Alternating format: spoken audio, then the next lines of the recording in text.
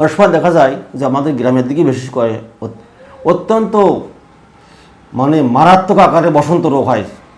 এখন তো গুটি বসন্ত নাই, জল বসন্ত, অত্যন্ত মারাত্মক আকারে জল বসন্ত হয়ে গেছে, সমস্ত শরীরে জল বসন্ত, চোখে মুখে নাকে কানে বসন্তে ভরে গেছে, সেখানে ঘা হয়ে গেছে, পচা দুর্গন্ধ বেরোচ্ছে শরীর দিয়ে। কারণ আজকাল গ্রামের দিকে দেখবেন কবিরাজের সংখ্যা বেশি আছে, জল ফড়া, তেল ফড়া, লবণ ফড়া, বিভিন্ন রকম ফড়া দিয়ে বেড়ায়, এতে কিন্তু কিছুই হয় না।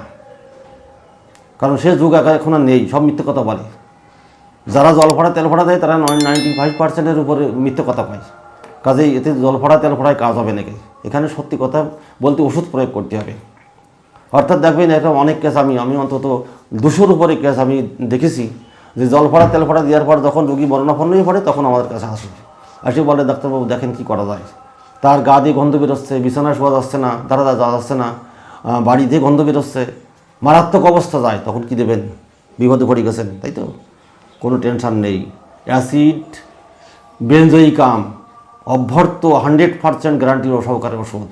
অ্যাসিড বেনজোইকাম, অনেকে বলে বেনজোইক অ্যাসিড, 30 পাওয়ার দিনে 2 বার। এবং একটা জিনিস মনে রাখবেন যে রুগী যখন সেখানে শুয়ে থাকবে সেখানে বিছানার পরে নিম পাতা বিছিয়ে দেবেন।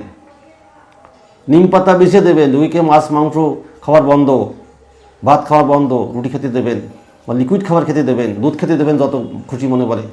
দেখবেন রুগী আস্তে আস্তে সুস্থ হয়ে যাবে। অ্যাসিড বেনজোইকাম সব থেকে মারাত্মক মেডিসিন, এর উপরে মেডিসিন আর নেই। এর উপরে মেডিসিন এই সমস্ত ক্ষেত্রে আর নাই, এটা মারাত্মক মেডিসিন। অ্যাসিড বেনজোইকাম 30 পাওয়ার পরপর 3 দিন দেবেন। যদি রুগী দেখা যাচ্ছে আজ মারাই গেছে, হয়তো কোতরাকত্রি করতেছে বা কান্দাকাটি করতেছে, শরীর দুর্বল হয়ে গেছে, সেক্ষেত্রে ক্যালিফস 12x 4টি করে ট্যাবলেট দিনে 3 বার দেবেন, গরম জলের সাথে দেবেন। দেখবেন তার দুর্বলতাটা কেটে যাচ্ছে এবং রোগীও সুস্থ হয়ে যাচ্ছে। সুতরাং প্রত্যেকটা মেডিসিন যখন আমরা প্রয়োগ করব তখন তার সর্বাঙ্গিক লক্ষণ নির্ণয় না করে বা সর্বাঙ্গিক লক্ষণের দিকে বিবেচনা না করে আমরা কিন্তু মেডিসিন প্রয়োগ করব না। আর যেহেতু বসন্ত রোগের ক্ষেত্রে একটা মারাত্মক মেডিসিন, 30 পাওয়ারের উপরে যাওয়া যাবে না। 30 পাওয়ার দিনে 2 বার দেবেন, পরপর 5 দিন দেওয়ার পর দেখবেন রুগী আস্তে আস্তে সুস্থ হয়ে গেছে। পরের সপ্তাহে দেবেন 3 দিন, পরের সপ্তাহে 3 দিন দেবেন, এইভাবে দিতে দিতে দিতে দিতে রুগী অবশ্যই সুস্থ হয়ে যাবে, কোনো রকম ভুল নাই। আমাদের সমাজে দেখেন বেশিরভাগই ক্ষেত্রে দেখা যাচ্ছে যে আজকাল চোখের নালিঘা এবং দাঁতের নালিঘার রোগী অনেক পাওয়া যাচ্ছে, প্রচুর পাওয়া যায়। এই চোখের নালী এবং দাঁতের নালিঘার মাত্র 2টো মেডিসিন আছে, কিন্তু একদম 100% গ্যারান্টি, মাত্র 2টো মেডিসিন। একটা হচ্ছে ফ্লোরিক অ্যাসিড, একটা সাইলিসিয়া। এটা মনে রাখবেন কিন্তু, দাঁতের নালিঘার ফ্লোরিক অ্যাসিড বা সাইলিসিয়া, চোখের নালিঘার ফ্লোরিক অ্যাসিড বা সাইলিসিয়া। কিন্তু মনে রাখতে হবে কোন ক্ষেত্রে কোনটা প্রয়োগ করব। যখন দেখো যে সাইলিসিয়া সাধারণত গরম প্রয়োগ আরাম, আর ফ্লোরিক অ্যাসিড বা অ্যাসিড ফ্লোর ঠান্ডায় আরাম, এটা মনে রাখতে হবে। যে ক্ষেত্রে গরম প্রয়োগ আরাম পাবো সেই ক্ষেত্রে সাইলিসিয়া।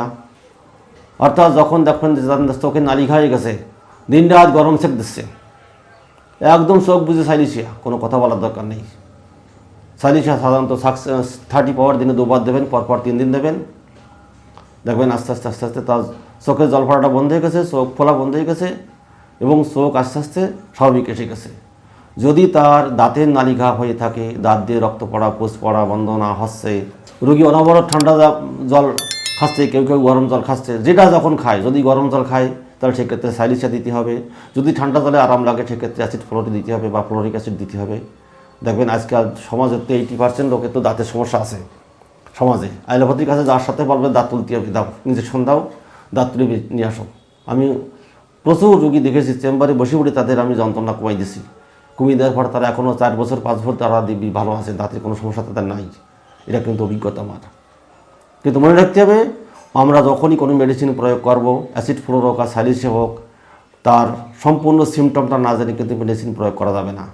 আমরা যখনই তার সম্পূর্ণ সিমটমটা জেনে মেডিসিন প্রয়োগ করব 100% সাকসেসফুল, কোনো ভুল নাই। কিন্তু কখনও কোনো হাই পাওয়ার প্রয়োগ করতে যাবেন না।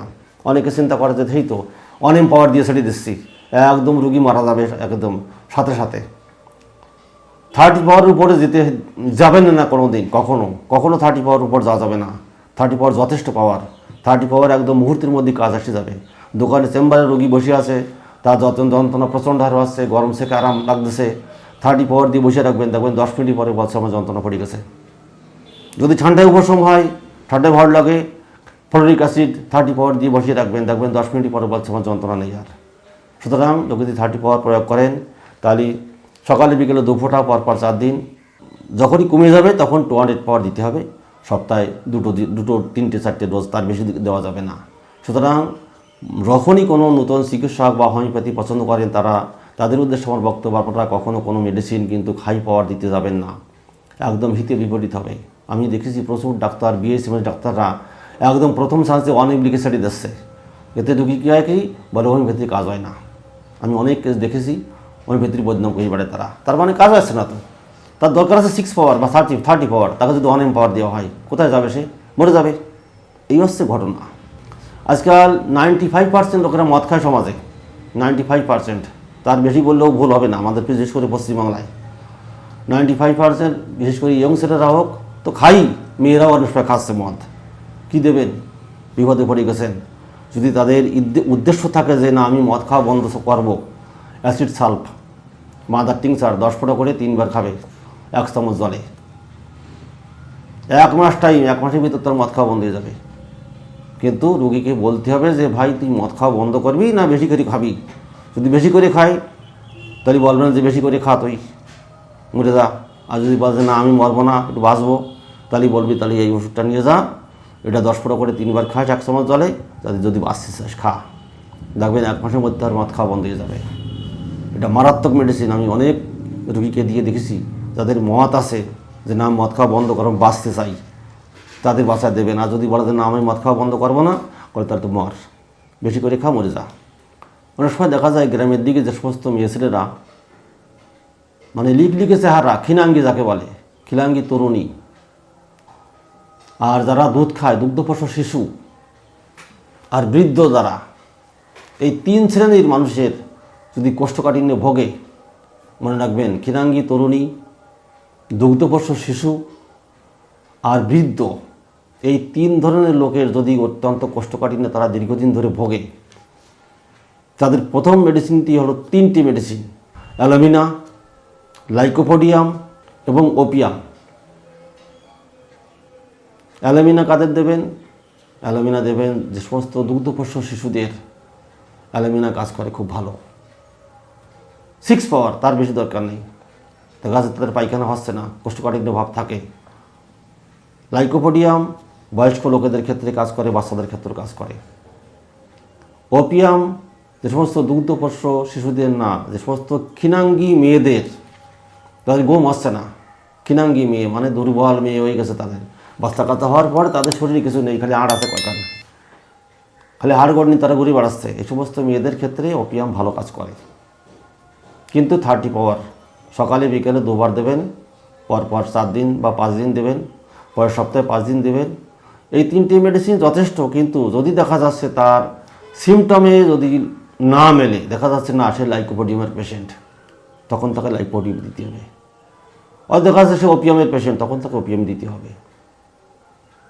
কাজে ক্ষেত্র বিশেষ, কিন্তু এই 3টি মেডিসিন যদি আমরা ক্ষেত্র বিশেষ দিতে পারি 100% সাকসেসফুল হব, কোনো ভুল নাই, একদম শিওর সে রোগী সেরে যাবে, কোনো রকম কোনো অসুবিধা নাই। গ্রীষ্মকালে যখন প্রচণ্ড রৌদ্রের তাপ হয়, খাবারের দোষে হোক বা নিমন্ত্রণ বাড়ি খেয়ে হোক, অনিয়মিত খেয়ে হোক, যে কোনোভাবে হোক, অসারি পাতলা পায়খানা আসছে, হজম আসছে না যা খাচ্ছে, বদহজম আসছে, পেট ফাঁপিয়ে গেছে, অজীর্ণ ঢেকুর উঠতেছে, পায়খানা তরল, দুর্গন্ধযুক্ত মল এবং ভীষণ দুর্গন্ধযুক্ত মল, প্রথম মেডিসিনটি হলো এন্টিম ক্রুট। মনে রাখবেন 70 মাসের বৈশাখ মাসের সময় যদি যে ধরনের পায়খানা রোগী আসে, আমাদের প্রথমে চিন্তা করতে হবে এন্টিম ক্রুট। বিশেষ করে যারা বাচ্চা বা বয়স্ক হলেও হবে, অনিয়মিত আহার করেছে, যা মনে করে তাই খাই বেড়াইছে, খাওয়ার পরে তাদের শরীরে একটা ফুড পয়জন হয়ে পায়খানা শুরু হয়েছে, তাদের প্রথম মেডিসিনটি হলো এন্টিম ক্রুট।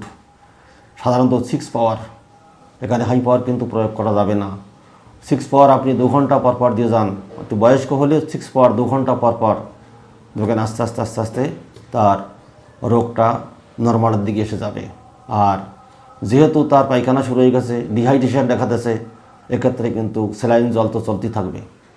স্যালাইন জল মানে লবণ জল যাকে বলে, অর্থাৎ লবণ জল দিতে থাকবেন। এক মুঠ চিনির মধ্যেই 1 চিমটি লবণ 1 গ্লাস জলের মধ্যে দিয়ে খেতে দেবেন, যাকে বলে ওআরএস। দেখবেন আস্তে আস্তে রোগীটা সুস্থ হয়ে গেছে। কিন্তু যদি 6 পাওয়ার দেওয়া হয়, প্রথম চান্সে 6 পাওয়ার দিতে হবে, 2 ঘন্টা পর পর বা 1 ঘন্টা পর পর দিতে হবে। ক্ষেত্র বিশেষ, যখনই দেখা যাচ্ছে তার নর্মালের দিকে এসে গেছে, পায়খানা কমে গেছে, তখন আস্তে আস্তে ডোজটা বাড়িয়ে দিতে হবে, দিলে রোগী সুস্থ হয়ে যাবে। কিন্তু মনে রাখতে হবে চৈত্র, বৈশাখ, জ্যৈষ্ঠ এই 3টে মাস কিন্তু এর প্রয়োগ ক্ষেত্র অত্যন্ত বেশি, এটা মনে রাখতে হবে। তাই যে কোনো বয়সের হোক না কেন, প্রথমে আমরা চিন্তা করব যে এই সিজন, অর্থাৎ যাকে বলে গ্রীষ্মকাল, এই টাইমটায় যখনই তার সমস্যা এসে যাবে পায়খানা বা পেটের সমস্যা, সেক্ষেত্রে আমরা একটা মেডিসিনই আছে যেটা অ্যান্টিক্রুট, মনে রাখবেন।